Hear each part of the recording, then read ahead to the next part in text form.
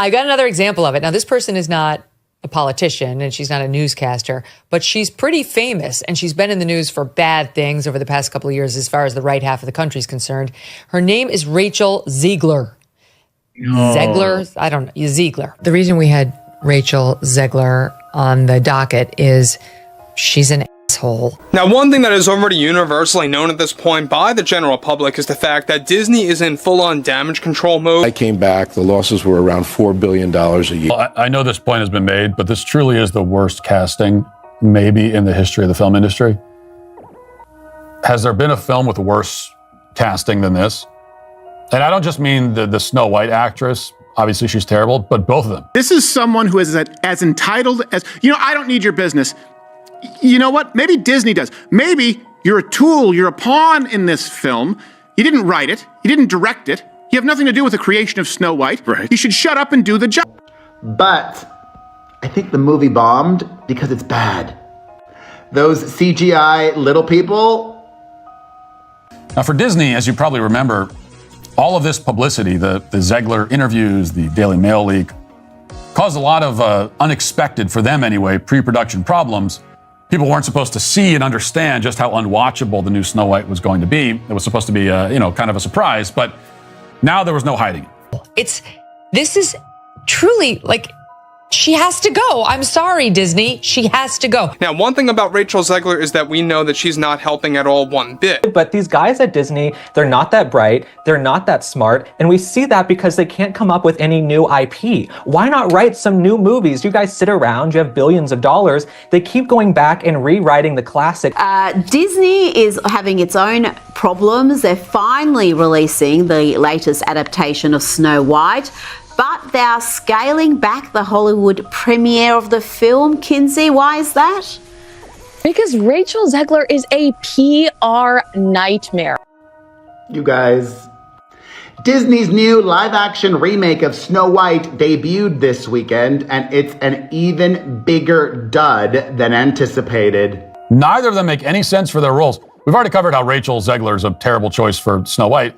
Nothing about her says Snow White, and that's even leaving aside the fact that she openly detests the story, as she's said many times during this disastrous PR campaign. But Gal Gadot, who plays the Queen, the first problem is that she's the evil queen. The evil queen is supposed to be envious of Snow White's beauty, and that is just not believable.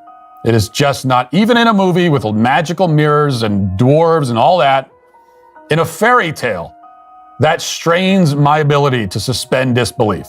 I cannot buy that Gal Gadot is angry that she's not as beautiful as Rachel Zegler. I cannot buy that. I think it's fair to say that no one can stand the star of this movie. One of the reasons why Rachel Zegler sticks around is she's got a beautiful voice and she has some talent. So I think that certainly helps her because she's a PR nightmare. I don't know how anyone would hire her. Controversy has swirled around Gal Gadot's new movie, also starring Rachel Zegler as Snow White. A lot of people don't like her. A lot of people don't like her either. She's got a big mouth. She talked trash about the original movie. Given all the behind-the-scenes mayhem, I expected a Frankenstein's monster were seen to be stitched together. I think a lot of these live-action updates are really hard to watch. They've really done so much stepping on rakes over the last few months with this project where the box office is just not going to recover.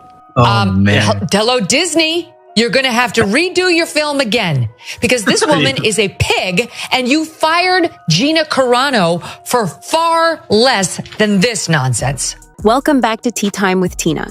Let's talk about how Rachel Zegler and Disney messed up our beloved Snow White story with a remake disaster that gets destroyed by Megyn Kelly and the rest of the world whiles we're at it. Let's set the stage. Once upon a time, a global entertainment giant, often referred to as the House of Mouse, decided to remake one of its oldest classics, Snow White. You know, the cartoon that debuted when dinosaurs still roamed the earth, or at least it feels that ancient. In theory, this should have been an easy slam dunk at the box office. Grab a talented young star, dress her up in the iconic outfit, add a few sparkly CGI creatures, and watch the money pour in faster than you can say Bibbidi-Bobbidi-Boo. Did the dwarfs make it or no? Well, the CGI dwarfs did. Of course, that goes back to the original controversy where Peter Dinklage, a very talented little person actor, said, Why are we doing that? But as fate would have it, they went with a rather controversial choice for the lead. Someone who managed to offend just about every hardcore Disney fan. Every time she opens her mouth, it's crisis mode when it comes to Disney, having to backtrack. She talks about how this isn't a fairy tale about falling in love with the prince. This is a fairy tale about fighting your own battle. Plus a bunch of casual onlookers before the first trailer even dropped. Let's call her the actress who shall not be named lovingly. All right, fine. Rachel Zegler. And to everyone who hates when I win, the winged victory came to the Louvre in pieces, and people still line up to see her. Oh my God. And I can only hope. What does that mean? That despite my flaws, and despite my cracks and my breaks, and there are many of them, that at every premiere and everything I do, people will wait in line to see. Because in a weird plot twist, her offhand remarks about the 1937 original being outdated and pointless triggered an internet meltdown so epic, you'd think the Magic Kingdom was on fire. I know that you've told me before that your version of Snow White is different and it's more of a 2022 version of Snow White. What did you mean by that? I mean, the original cartoon came out in 1937, and very evidently so. Cue the pitchforks, the internet lit up like the 4th of July, with outraged fans demanding an apology, an explanation, or at least some sense of respect for the original. And now you have Rachel Zegler saying, that 1937 movie, that's just, it's tacky, it's weird, we're going to change all that. Because let's face it, even if you privately think something from 1937 is corny, you probably don't want to dunk on it publicly. Especially when you're literally hired to be that thing for a multi-million-dollar remake. She's not like the ideal choice for the lead role in Sweet Snow White. It's a bit like complaining that musicals have too much singing while you're headlining on Broadway. But our not-so-fair princess wasn't done yet. She doubled down, made more snarky remarks about how the old film was weird and didn't align with modern values, and then basically wrote off the entire concept of the classic story. There's a big focus on her love story with a guy who literally stalks her. Yeah. Weird. Super weird. So we didn't do that this time. At that point, Disney's PR team must have been downing coffee like water, frantically planning emergency damage control. Because let's be real, this was shaping up to be a PR meltdown for the ages. Predictably, the backlash kicked into overdrive. Suddenly, fans who were once curious about the new adaptation started brandishing "Not My Snow White" hashtags. It was a complete circus. Seeing the avalanche of criticism, Rachel Zegler appeared to reverse course faster than a panicked driver on a one-way street. She popped up in a series of interviews, tearfully talking about how dear Snow White was to her heart, how she'd always admired the character's innocence and bravery, and how excited she was to carry on the legacy. It's just a total nightmare for the studios. So now she's trying to sell I love Snow White. I love everything about the whole story. Here she is more recently trying to change the messaging. This is actually Wednesday. Thank you so much for being here. And to see this is really emotional for me, so I'm going to try to not do that. I love her, she's and emotional her now. superpower is her heart. It's nothing supernatural. It's something that all of us have. Thank you, and I hope you enjoy Snow White. Thank you, guys. I'm sorry. That was acting. That's what that was. And yes, the meltdown got worse when Snow White finally limped into theaters, looking less like a classic fairy tale and more like a budget fiasco you'd find on a streaming service at 3 a.m. Let's just say if you thought a single bite of a poisonous apple was bad, wait until you see how badly a star's remarks can tank a major production. But before we get ahead of ourselves, don't forget to like and subscribe because let's face it, I'm nothing without your support. Now back to the tea. Let's take it from the top and watch the epic train wreck unfold. News broke that Rachel Zegler, fresh off her role in a musical that apparently wasn't glitzy enough for her liking, would be the new Snow White. At first, fans thought, hey, she can sing and dance. Perfect choice. Then, in an astonishingly short span of time, she declared the 1937 Snow White boring, out of touch, basically an ancient relic that had no place in the modern world. The reaction was immediate. Disney diehards were like, wait, what? Did she just throw shade at the beloved cartoon that practically built this company's empire? And now she's trying to reinvent herself because there's been so much blowback. And you can only imagine the studio calls about this woman behind the scene. Like, oh my God, we're $242 million in, and our lead actress hates our film, our actors, our storyline. Needless to say, nobody bought it. The speed of her backpedaling could have qualified for an Olympic gold medal. While she blubbered about her newfound love for the 1937 classic, viewers at home were either rolling their eyes or holding their popcorn in disbelief. It seemed about as genuine as a spam email claiming you won a free yacht. That audiences walk away from this film with an understanding of the true meaning of fairness, of what it means to be fair in this world. There is a message that's been carried on for almost 90 years now from the original animated classic. That is, fairness is what is within. Fairness is to do with your heart, the way you treat the people around you, and it has nothing to do with what you look like, and that's the misunderstanding between Snow White and the Evil Queen. I think it's such an important message, and the way that Disney has elevated it and brought it to this new audience is very special. Meanwhile, the House of Mouse pressed on, awkwardly trying to hype up the upcoming film with trailers, teasers, and marketing tie-ins. But the damage was already done. Social media was flooded with memes, sarcastic jokes, and random jabs comparing the new Snow White to everything from a cheap knockoff to a cautionary tale on how to anger the entire Disney fanbase in record time. As if the Snow White drama weren't enough, the actress managed to remind everyone that she had also openly moaned about her West Side Story experience. Yes, the role that supposedly launched her into the Hollywood stratosphere. She made it sound like it was the worst gig in the world to star in a lavish musical directed by a legendary filmmaker. Because complaining about your big break is definitely the best way to keep fans endeared, right? Her West Side Story debut was not a hit, and that was a Spielberg movie, so that was kind of a surprise. But if you're a studio, if you're a director, if you're a casting director, you've got to think twice or three times before hiring her. Listen, she's talented, she's attractive, she's got skill, but there are a lot of actresses in Hollywood who bring all that to the table and are not going to absolutely sabotage your work. At this point, even folks who'd never heard of her before started raising eyebrows. Wait, so she's trashing the film that made her famous and the iconic project that's supposed to make her a household name? Something's off. Skepticism grew, and the unstoppable PR snowball kept rolling downhill, leaving a trail of unimpressed audiences, eye rolls, and negative headlines in its wake. Behind the scenes, you guys know as well as I do that those executives like Spielberg are looking at that saying, Rachel Zegler can F right off.